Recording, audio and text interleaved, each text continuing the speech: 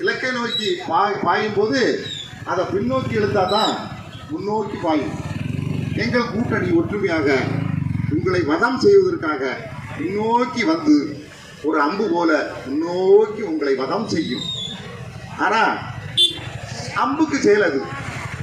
ஆனா நீங்க ஆட்சிக்கு வந்தா எங்களை புதைச்சிருவீங்க, உயிரோட புதைச்சிருவீங்க. அதுக்கு வாய்ப்பு தமிழக மக்கள் தரமாட்டாங்க. இந்த தேர்தல் கமிஷன்ல மனு கொடுக்கணும் இல்லையா, அவர் அந்த வேட்பு மனுவில் சொன்னது பத்திரிகை நண்பர்கள் குறிப்பாக கவனிச்சுடுங்க. ஸ்டாலின்கிட்ட வெறும் 10,000 ரூபா தான் இருக்கான், கார் கிடையாதான், வீடு கிடையாதான். கிட்டத்தட்ட அவர் சொல்லியிருக்காரு ஒரு அனாதமாய் சொல்லியிருக்காரு, ஒண்ணுமே இல்லையா. அவர் வர்ற காருக்கு செலவு 5 கோடி. அவருடைய மனைவி துர்கா குருவாயூர் கோயிலுக்கு போய் 33 பவுன் அன்பளிப்பு கொடுத்துருக்கு. ஏன் சொத்தம் பொண்டாட்டி சொத்தம் ஒன்று தானே. இந்த ஒரு வீட்டில் பொண்டாட்டி வர, ஆனால் அங்கே மட்டும் தான் நிறைய பொண்டாட்டி உண்டு. அதுதான் பிரச்சனை. திமுக குடும்பத்தில் தான் நிறைய பொண்டாட்டி. இந்த திருவண்ணாமலையில் ஒரு மாவட்ட துணை செயலாளர் என்ன சொன்னார் தெரியுமா? அதுதான் கருணாநிதியுடைய பாடி.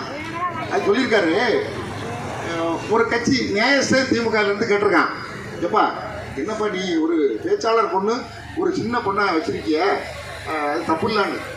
சும்மா கடனே அந்த மாவட்ட துணை செயலாளர் சொன்னது. கருணாநிதி எத்தனை பொண்டாட்டி வச்சாருன்னு தெரியுமா? அவர் காலையில் ஒரு வீட்டில் இருப்பார், மத்தியானம் ஒரு வீட்டில் இருப்பார், ராவு ஒரு வீட்டில் இருப்பார். அப்புறம் எங்கே போகிறாருன்னு தெரியல. அது மாதிரி நான் 69 வயசு, அந்த பேர் கூட சொல்கிறேன், சுந்தரேசன் ஒரு மாவட்ட திமுக துணை செயலாளர். அப்போ அவன் என்ன சொல்லியிருக்கான்னா, அவன் தான் உண்மையான பக்தன், கருணாநிதியை ஃபாலோ பண்ணுறான். 3 பொண்டாட்டி வைக்கணுமா, ஒரு பொண்டாட்டி வச்சே ஒழுங்காக வாழ முடியாது. இப்போ ஒழுங்காக சோறு போட்டு நண்டிக்கடனோட வாழணும்னா ஒரு பொண்டாட்டியே போதும். அஇஅதிமுக அந்த கொள்கையில் ஒரு தத்துவத்தில், ஒரு வாழ்க்கை தத்துவத்தில் ரொம்ப கரெக்டாக இருக்கக்கூடியது அஇஅதிமுக. உங்கள் வாக்குகளை நீங்கள் ரெட்டலைக்கு தான் போட்டோம். ரெட்டை இலையை பற்றி நேற்று கூட அந்த முன்னாடி முகப்பில் வச்சு சொல்கிறேன். இப்போ நிறைய புதியவர்கள் இருக்கிறதுனால சொல்லணும். ரெட்டை இலை ஒரு சக்தி வாய்ந்த சின்னம். புரட்சி தலைவருக்கு சோதனை வந்த காலத்தில் கருணாநிதியை முதலமைச்சராக்கிற கதைகள் எல்லாம் சொன்னால் உங்களுக்கு 2 நாளுக்கு இருந்து சொல்ல முடியும். அதில் தலைவருடைய அண்ணா மறைவுக்கு பிறகு அவருக்கு நம்ம ராமபுரம் தோட்டத்தில் புரட்சி தலைவருடைய காலை தொட்டு கும்பிட்டு அவரால் முதலமைச்சராக்கினார். அதாவது அவங்களுக்கு சொத்தெல்லாம் பறி போச்சு. அந்த சொத்தையெல்லாம் எங்கள் தங்கம் என்று ஒரு படம் பார்த்துருப்பீங்க. அதில் புரட்சி தலைவரும் புரட்சி தலைவர் அம்மா அவர்களும் நடித்து கொடுத்து, இலவசமாக நடித்து கொடுத்து அவங்கள ஒரு பணக்காரர் ஆக்கியிருக்காங்க. முரசொலியிலே சொல்லியிருக்காரு, எங்களை பணக்காரர் ஆக்கினது, நாங்கள் ஒரு அனாதையாக இருக்கும்போது எங்களை பணக்காரர் ஆக்கினது அவர் வள்ளல். அவர் தான் 8வது வள்ளல்னு புரட்சி தலைவரை சொன்னது அவர் தான்.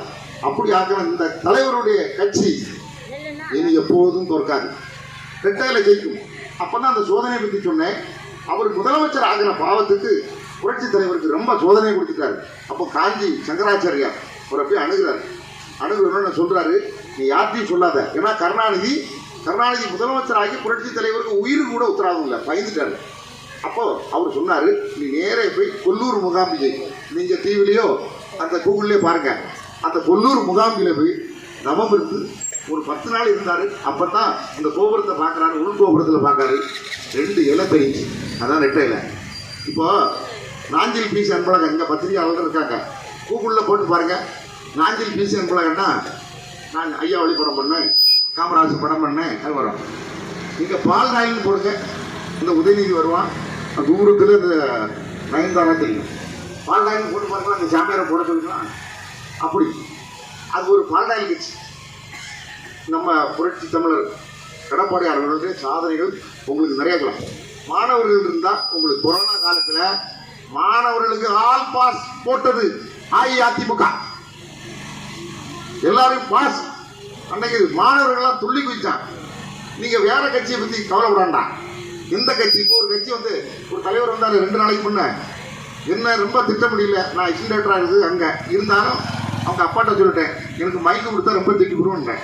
எங்களுக்கு ரிட்டையில தான் தெரியும், அப்புறம் புரட்சி தலைவரை தெரியும், தலைவியை தெரியும், புரட்சி தமிழர் தான் தெரியும். இங்கே ஒரு ஷோ காட்டிட்டு போயிட்டாரு. இப்போ மைக் கொடுத்து கேளுங்க, இங்கே இருக்க யார்ட்டையும் கேளுங்க, எத்தனை தொகுதின்னா சொல்லுவாங்க. அங்கே என்ன சொன்னான்னு தெரியுமா? தமிழ்நாட்டில் எத்தனை தொகுதின்னு எல்லாருக்கும் தெரியும். அந்த கட்சிக்காரன்ட்ட கேட்டதுக்கு அவரு விஜய் வந்து 2034 தொகுதியில் ஜெயிச்சிருவானா. 234 தொகுதி தான் தமிழ்நாட்டிலே இருக்கு. 2034 எங்கே போனோம்? 3 கடலுக்கு அங்கிட்டு போய் எத்தனை பேர் இருக்காங்க பிடிச்சிட்டு வரணும். அப்படித்தானே விட்டாங்க. இல்லை பக்கத்து மாநிலம்லாம் போகணும், கர்நாடகா வரைக்கும் போயிடும், இல்லை ஆந்திரா தாண்டி நார்த் இந்தியாவும் போயிடும். அப்படின்னா கூட 2034 வராது. அவங்களுக்கு தொகுதியை பற்றியே தெரியாது. அப்புறம் அதில் ஒரு விஜய் ரசிகை கொண்டாடி சொல்கிறாங்க, அஇஅதிமுகவில் இயல்பா நீங்கள் ஓட்டு போடணும். ஆனால் அந்த பொண்ணு என்ன சொல்கிறா தெரியுமா? விஜய்க்கு ஓட்டு போடணும்னா ஓட்டே பயிலும் சின்ன பயிலும் தான், சின்ன பயிலும் நாங்கள் அது சொல்கிறான். என் புருஷனை கொள்ளுவோம் இல்லை, அடுத்தால பிள்ளையை கொள்ளுவோங்கிறான். இதுதான் இந்த லட்சணம். அஇஅதிமுகவில் நாங்கள் எல்லாம் அடிச்சு பிடிச்சி ஓட்டு வாங்க மாட்டோம். தலைவருக்கு சாதனையை சொல்லுவோம், தலைவிக்கு சாதனையை சொல்லுவோம். எங்கள் புரட்சி தமிழர் எடப்பாடியார் சாதனையை சொல்லுவோம். இந்த ஊருக்கு உங்களுக்கு தெரியும், கலாச்சாரம் அன்னைக்கு சாரதி கூட சொன்னார். அந்த உணவு போட்டது கொரோனா காலத்தில் அம்மா உணவுகள்லாம் அன்னதர்மம். உங்களுக்கு காமராஜர் ரொம்ப பிடிக்கும்.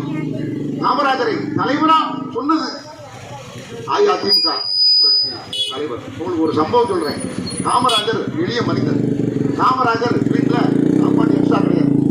காமராஜர் வீட்டில் அவருக்கு டிரைவர், அவர் 2 பேர் தான் டிரைவர், அவருக்கு உதவியாளர் வல்லவன் உடனே 3 பேருக்கு சாப்பாடு.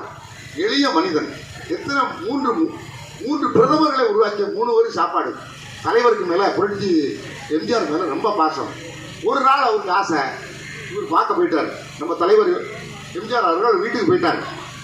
வீட்டில் போய் பேசிகிட்டு இருக்கும்போது அவருக்கு ஒரு ஆசை, இவருக்கு சாப்பாடு கொடுக்கணும். அதாவது எம்ஜிஆர் அவருக்கு வீட்டில் சாப்பிடணுமா, அங்கே 3 பேருக்கு தான் சாப்பாடு தலைவருக்கு தெரியும். காமராஜர் வற்புறுத்திருக்காரு, நீ சாப்பிட்டு போ இல்லை இன்னொரு நாளைக்கு சாப்பிடுன்னு வந்துட்டாரு. போன உடனே அவருக்கு பிஏ வந்து வல்லவன் பேர், வைரவன் அவருக்கு பிஏ வந்து வைரவன். அவர் வந்து கேட்குறாரு, நீங்கள் யாரையும் சாப்பிட சொல்ல மாட்டேன், டெல்லியிலேருந்து யார் வந்தால் கூட நீங்கள் ஒரு பணக்காரங்க வீட்டுக்கு போய் சாப்பிட சொல்லுவீங்க, இப்போ எப்படி இந்த புரட்சி தலைவரை சாப்பிட சொன்னீங்க? எப்பா அவன் வீட்டில் எல்லாரும் சாப்பிடுவாங்களாம், வீடு திறந்தே இருக்கும், வாசல் திறந்தே இருக்கும், வள்ளல் வீட்டு கனவு திறந்து